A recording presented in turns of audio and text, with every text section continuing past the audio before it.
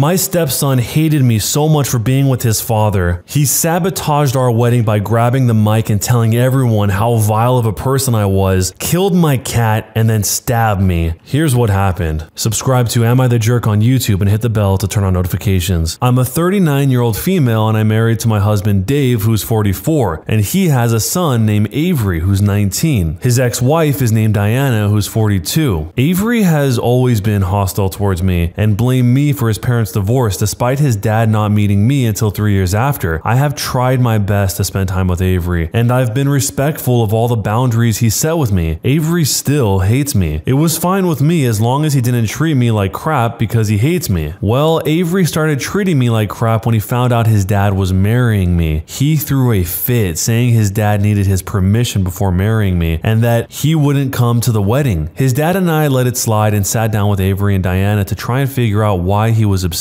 It didn't work, and Avery refused to see us until the wedding. At Dave and I's wedding, Avery objected to us being married in front of everyone and asked to make a speech in front of everyone later in the night. In his speech, he told everyone what a horrible person I was and that I was responsible for his parents' divorce and that I was a dirty homewrecker. Dave drove Avery back to Diana's, but the damage was done, and several wedding guests assume Avery was telling the truth. My wedding night was ruined because of this, and a good part of my family refuses to speak to me despite me explaining to them that this was not the case. Avery has continued to treat me like crap since then. He got mad at me once, so he dropped my cat off at a shelter 2 towns over and refused to tell me where he was until he'd been put down. I wanted to keep my wedding dress after the wedding and he tore it to shreds. Just 2 examples, I'll give more if anyone wants them. Finally, Wednesday, Dave and I had Avery over for dinner because Avery actually wanted to come. Long story short, when I went to get dessert and Dave wasn't there, Avery confronted me in the kitchen and began screaming at me and told me that I was a horrible person, as well as some other not so nice things. Dave eventually came in, Avery left, and I got pissed. I told Dave that I was tired of having his son constantly attack me and treating me like crap because of something he knows didn't happen. And I've put up with his nonsense for the last 6 years. I told him that he had to make a choice between me and Avery because I wasn't going to put up with Avery's nonsense any longer. And if it was a requirement of being married to Dave, I'd be filing for divorce. Dave told me it wasn't fair to make him make this decision, and I told him it might not have been fair, but it wasn't fair of him to let his son harass and attack me for years. So am I the jerk for making my husband choose between me and his son? But before you decide, there's a few updates. I've told Dave that I don't want to be around Avery several times and I got ignored. I was told that we go to therapy to try and sort things out, but it never happened. I don't know why Avery blames me for the divorce. If your question is about that, I can't answer you. Jumping into the future again, there is another update. How do I divorce my husband? I'm a 39-year-old female and I want to file for divorce from my husband, who's 44, who has kept me in an abusive situation for the last 6 years. My husband has never put his hands on me, but has allowed his 19-year-old son to abuse me for the entire time we've been together. His son started out with screaming at me constantly whenever I was around him, and then it went to destroying my things as well as my cat. Eventually, it got to where he began threatening to harm me and actually harming me. To make a long story short, my husband's son stabbed me about 2 weeks ago, and after getting out of the hospital, I ran. I know I'm not safe with my husband anymore. I've been too much of a pushover to his son, and my husband refuses to protect me. It's going to end up with his son killing me, so I'm doing what I can to protect myself. I'm working on getting a restraining order against his son, and I need to know how to divorce my husband. I've never been divorced. I never wanted to be divorced, and I have no clue how to even start filing for divorce. So my question is, how do I divorce my husband? More than a month later, there was an update. To start, about 2 weeks after my post, Avery stabbed me. Dave allowed him over to spend time with him, and I was making myself lunch. To make a long story short, Avery grabbed a knife from the knife block, and I had to be rushed to the hospital. I filed a police report, but there wasn't enough evidence to make an arrest, and Dave was furious with me. As soon as I was released, I ran. I'm currently staying with my sister, and I am safe. Thank you to everyone who asked. I filed for divorce, and I'm working on getting a restraining order. I'm also going to work on getting myself into therapy once the world isn't so crazy, though that may take a while. I definitely need it. To those that told me I made up the post for karma, thank you. It was totally obviously made up for karma /S. Also, to those who were calling me just as bad for not leaving right away, I know, now at least, I'm a huge pushover and way too much of an optimist for my own good. I'll answer some questions from various places, specifically the the post. I would have answered them there, but the post was locked because people can't be civil. What age was Avery when you, Dave, and I got married? He was 17. I met Dave and Avery when he was 13. I dated Dave for 4 years and have been married to Dave for 2 years. How did Avery just drop my cat off at a shelter? The shelters around where I live are high kill. My guess is that he dropped my cat off and claimed he was a stray. Then he waited a month and told me that he was the one who got rid of my cat. What aren't you telling? You left out a lot of the story. You won't tell anyone what you've done. That is probably just as bad, etc. Here's what I left out. When I met Avery, I was very upfront with him. I told him I wasn't his mom and I wouldn't act like his mom. Then he started becoming hostile and openly hateful of me. At first, it was just him screaming and throwing tantrums and stealing little things, like things from my small snack stash, little trinkets of mine, small gifts his dad sometimes got me, etc. Then it went to him destroying things, like taking photos off the wall and throwing them against the ground as hard as he could, sticking things into the garbage disposal, dumping makeup into the toilet, and eventually stabbing the couch with a pair of scissors. Eventually, it turned to full-on threats. I lost my temper with him every so often and would call Diana in front of him to tell her about what he was doing. The most parenting I would do was send him to his room if he was destroying something. When he dropped off my cat at the shelter, I screamed at him and cried. I told him he was a horrible person. After he messed up my wedding, the next time I saw him, I asked him what the heck he was doing and got in a screaming match with him. So to sum up the answer to that question, not much. I can count on one hand the amount of times I've actually been mean to him, as in sending him to his room or getting in a screaming match with him. It was left out because of the character limit on the original post. Why did Dave and Diana divorce, Avery's mom? When Diana came over to visit me in the hospital, I asked her this, and this was her answer. Dave wouldn't be a parent to Avery, as in he wanted to be more of Avery's friend than a parent, and he was never home. Dave works from around 6 in the morning to 6 in the evening and passes out pretty quickly after he gets home. Why didn't I leave after my cat was put down? No clue. I should have left. How did Avery get the mic to make a toast after objecting? Dave thought his precious angel was just having a hard time and would shape up. I'll answer any other questions if you have them. I've been asked to update, so here's the update. Jumping nearly a year into the future, there is another update. I've officially been divorced for 3 months and I just got my restraining order against the crazy kid, who is currently waiting for a court date because he broke into his mother's house. Avery tried getting into Diana's gun safe and got caught on camera doing it. I am far away from it all and I'm glad at this point. A few months in the future, there is one final update. I'll be honest and say that I completely forgot about this account. I came back to 30-something notifications, so I figured someone might still be interested in how things ended up turning out. Dave apparently ended up dating someone else after our divorce was finalized. I found out who it was via Facebook. He stayed with this woman for about 2 months and then they broke up. I actually happen to know the reason why, because she made a post on her own account. Avery showed up at her house threatening to kill her while he was sloshed. This happened at around the same time he got caught trying to steal Diana's gun from her safe, so I'm just gonna put 2 and 2 together and say that I think I know why he went for the gun. Avery ended up being arrested for it, though I don't think he was charged with anything. If he was, I don't think he had to serve any time. This happened about a year ago, and about 3 months ago I got a call from Diana. We didn't talk much after I left because I believe she figured it would be easier for me not to have to hear about any of that anymore. It turns out Avery died. They called his death self-inflicted, though they're not exactly sure if that's the case. It happened at a party and that's what everyone else said apparently. Somehow he ended up with some handgun and they think that he did it to himself. I'm not sure I totally believe that, but I don't want to think about it too much. It's definitely plausible. Avery spiraled pretty badly after I ran, if you can call it that. I feel somewhat sorry for Dave, but I mostly feel sorry for Diana. Their kid was an awful human being, but they didn't deserve to go through the pain of losing him. No matter how I felt about him and the awful things he did to me, I couldn't bring myself to feel happy that he died. I mean, I'm relieved if that makes sense, but I'm not happy about it. It feels like it would be wrong to be happy about it. I did end up getting myself into therapy after I got settled. I've been looking back at some of the things I wrote when it was all initially going on, and honestly, I'm kind of alarmed with how little I reacted to the things that were happening. I feel like I was just exhausted at the time. I brought it up to my therapist and she told me it was probably just my way of trying not to break down with everything happening around me. But I'm in a much better place now. I'm looking into getting myself a new cat and I've opened myself up to the idea of dating again. So going back to the original question, am I the jerk for making my husband choose between me and his son? I can't believe how much the original poster had to go through here. This was heartbreaking. I also can't believe how many people don't see it from her perspective. They try and make it seem like she was the villain in this situation and not the victim of this situation. She even sort of described herself as an optimist to a fault. Originally, she was trying to make this whole situation work, and it just got way out of hand. She seems kind of hard on herself when she describes herself as a pushover, but it sounds like her ex-husband is the pushover that really enabled all of this. The fact that he didn't put a stop to what his son was doing because he wanted to be his friend instead of being his parent is really what seems to have allowed this situation to exist in the first place. I mean, the ex-husband just thought that Avery would suddenly play nice at the wedding and let him give this speech. Why would you ever risk that, knowing the whole history of the situation and knowing what would happen if it went wrong, to ruin that entire day for your wife? And that was his call to make because it's his son. But it sounds like he failed to act in almost every situation. Despite all of that, it's a shame that Avery passed away, but what kind of adult still cares that much about who their parents date? It's not like he's forced to live with them. He's a full-grown adult at that point. I just hope the original poster is able to heal from this, and I'm referring to both emotionally and physically because what happened to her was really serious. So let me know how you guys see this situation. What would you have done, and jerk or not a jerk, and why? I regret leaving my wife for my girlfriend. I don't know if I have the right to ask her to take me back. My wife and I separated a year and a half ago. Before that, we were together for 15 years. 15 happy years. We have 2 daughters together, 14 and 12. The last 2 years of our marriage, I thought that we had achieved all that we could achieve. Nothing changed, and we knew each other by heart. The pandemic years were hard on me mentally, being stuck at home 24/7. I didn't know at that time. I thought I was stagnating and out of love with my wife, and that being home made me realize that instead of the truth, that I was depressed because of being home all the time, albeit with her. When I went back to the office after 2 years, I thought my change of humor to the positive was because I wasn't with her, instead of the fact that I could actually get out again. I met Anna, who's 32 years old, and she was one of the new people that we hired. Anna is free and happy, social and high-spirited. She took the office by storm. She was the opposite of my shy and calm wife. I remember when I first met my wife, I was the one who asked her out, and the first 2 years into our relationship, she confessed to me that she had liked me for at least a year before I asked her out. With Anna, she was honest and verbal about how she had a crush on me, like an open book. She proposed to me. I told her that I was married, and she said that we only lived once and that she just wanted to tell me how she felt, no matter if I reciprocated or not. I felt strongly for her. I confessed to my wife that I was out of love with her. She asked me if there was someone else, and I said yes, that it was enough for her to try not to dissuade me. I know that she was hurt and suffering in secret, and I never tried to console her because I didn't want her to know that I knew how much she was hurting. Her pride was always her dearest possession. I moved out a week later to Anna. I thought I was going to be over the moon, but something was missing, even when I felt happy. I thought that it was me missing my children in my home. I used to be with my daughters every day, and now I see them only half of the time. I thought it was my daughters crying and not speaking to me that hurt me. I thought it was the disappointment in their eyes that disturbed my sleep at night. My wife was my rock even in separation. She made sure that the girls didn't refuse to see me. She kept my image whole and always spoke to them about how I loved them and how good a father I was. I knew she was hurting, and I could see her missing me, but she never once lost her dignity. It was around Christmas when it hit me how much I really lost. Anna had surprised me with a trip to a warm destination because I was feeling down, that this would be the first time I wouldn't celebrate with my daughters who chose their mother. Anna always understood that my blueness was because I missed my girls all the time, and she tried everything to cheer me up. The night before we took our trip, I dropped by my wife to leave my daughter's presents. My wife opened the door and just looked so serene. I lost my balance on an ice patch, and she just said oops and ran toward me to help me with the gifts. I caught a whiff of her smell, and that was when it all hit me. I did miss my children and my home and my stability, but most of all, I just missed my wife. I missed her warmth, her voice, her calmness, her wit, and most of all, her smell when I buried my face in her hair and neck on Saturdays when we would sleep in. I knew that I never really stopped loving her. She wasn't the reason I went through a dark period. She was the only light that pushed me forward. I have always missed her. I have tried to explain it away because I have this new brilliant girlfriend who is so different, who is teaching me how to be excited again. My wife's face is the first thing I thought of when I woke up in the morning and looked at the person next to me. And every time Anna kissed me, I closed my eyes to try and imagine my wife's smell. And I pushed these thoughts away because I thought of how miserable my life had been during these pandemic years. My wife was putting up the Christmas tree, and I asked her if I could stay for a brewski, and she said yes. I started crying in our kitchen, and when she asked, I told her that I was missing the girls and how strange it was to not celebrate with them. She comforted me and told me that everything will be okay and to have a nice trip. Change is never easy, even if we wanted it. Now another Christmas is approaching. Anna has booked a new adventure for Christmas, and I didn't even protest. For the last year, picking up the children or dropping them off has been what I look forward to, just to see my wife's face. I have noticed how she has become happier and more coming to terms with the changes, and I envy her. I wish I could tell her how I feel, but I don't want to disturb her healing when she's come so far. I love her like I have never loved her before, but I don't deserve a moment more of her life after what I did. did. Jumping into the future, there is an update. I have now broken up with Anna. I feel such a weight lifted. Maybe it's not a nice thing to do, breaking up with someone before the holidays, but I needed this. For my own sake, but even for Anna. She doesn't deserve my resentment towards her since I'm the only one to blame for breaking up my marriage, but I can't help but resent her. I can't help but think I don't want someone like her around my daughters. I hope she will be fine and I wish her luck. When I say I blame nobody but myself for breaking up my marriage, the average comment says, so you are saying Anna is the one to blame for breaking up your marriage. I'm not going to bother my wife. I probably need to be alone while trying to sort out my feelings and mental issues. I'm just hoping this would make my girls accept me in my home as their second. So what should I do? It sounds like the OP here is at peace with where things are currently. He obviously wants to be with his ex-wife, but he doesn't say anything about trying to push to get back with her. We also don't really know where she stands on this. We know that she's calm and serene, and she sounds like a really good person considering everything that happened to her and her reaction to it all, but maybe she's already dating someone, or maybe she's not at all interested in getting back with him because ultimately he chose another woman over her. We don't really know enough about the wife to say either way, but the one sentiment that is spot on is just giving the wife the respect and time she needs. So let me know how you guys see the situation down below, and what would you do? Am I the jerk for being shocked that my friend will get married before me? I have this friend, let's call her Jane. We're in our mid-30s now, but we were roommates since freshman year in college. She's one of my closest friends and I know her super well, and I know that for all of her 20s, she had horrendous luck with her love life and was extremely insecure about it. She always wanted to get married and have kids and kept ending up with D-bags who would cheat on her, or men who straight up didn't like her, daddy issues, and crying about it. And I was always there for her through it and reassuring her how she won't die alone. But her love life kind of became a punchline in our group of friends, and sometimes she'd go along with it, especially once she got into her 30s and she was still single. She'd say stuff like, haha, yeah guys, we all know I'm gonna die alone, all the time. And I know she was torn up about it, but we were always reassuring her that it's not the case and she was in therapy about it. Anyways, about a year ago, she finally met an incredible man and they fell in love almost instantly. He proposed to her last week and she's just completely over the moon. I've never seen her this happy. This weekend, we all went out to celebrate and all of our friends were saying how we're so happy for her after a long and difficult road, and it was really emotional. For context, I'm still single, no boyfriend, and I want to get married too, but I'm not a pathology like she was, and so I can say, I can't believe Jane will get married before me. She started crying and stormed out and the evening was completely spoiled. I tried calling her this weekend, but she was hysterical and said that I didn't have to point out that she's so unlovable and it's a miracle she tricked someone into proposing. It's quite sad, but that's not what I meant. That's her own baggage. I apologized, but also suggested that she should talk to her therapist about that reaction, and now she completely refuses to speak to me and won't answer my messages. A couple others in our friend group are on her side, while some have said that she's overreacting and will come around. So, am I the jerk? The first thing that I read into this is those original jokes that the OP is referring to probably weren't as funny to Jane as they were to the OP,